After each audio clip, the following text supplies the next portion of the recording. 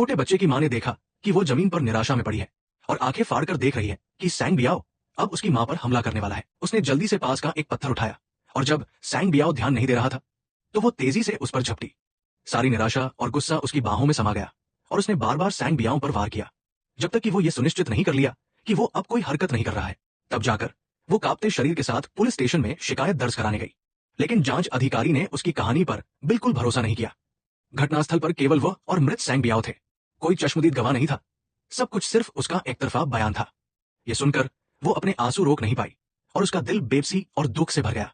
पास खड़े वकील ने उसकी निराशा को देखा और सुझाव दिया कि वो मीडिया के माध्यम से इस मामले को सार्वजनिक करे, शायद इससे और महिलाओं का ध्यान और समर्थन मिल सके। लेकिन उसने बिना सोचे समझे मना कर दिया।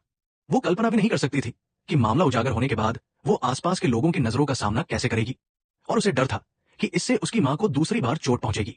जल्द ही अदालत में सुनवाई का दिन आ गया। हालांकि परिवार की आर्थिक स्थिति तंग थी, फिर भी उनमें एक ऐसी खुशी थी जिसे दूसरे महसूस नहीं कर सकते थे। घर खर्च में मदद के लिए कुछ ज्यादा पैसे कमाने के लिए वो पढ़ाई के साथ साथ एक पार्ट टाइम नौकरी भी करती थी। उसकी मां एक छोटी वर्कशॉप में दिहाड़ी मजदूर के रूप में काम करती थी और मामूली वेतन पर उसे पढ़ाती थी। मां बेटी दोनों ने सोचा था कि उनका जीवन इसी तरह सादगी और शांति से चलता रहेगा। लेकिन उस दिन वो हमेशा की तरह अपनी मां को काम से लेने गई तो वर्कशॉप के मालिक सैंग बियाओ की आंखें अचानक उस पर बुरी तरह ठहर गई। तब से सैंग बियाओ अक्सर उसकी कॉफी शॉप के पास दिखने लगा जहां वो काम करती थी।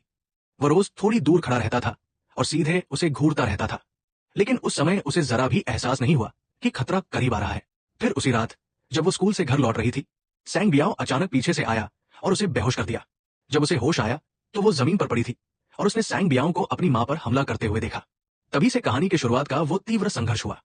जेल की ऊंची दीवारों के अंदर समय धीरे धीरे बीता और देखते ही देखते 5 साल गुजर गए। जब वो जेल के दरवाजे से बाहर निकली तो वे आखिरकार एक नई शुरुआत कर सकते थे।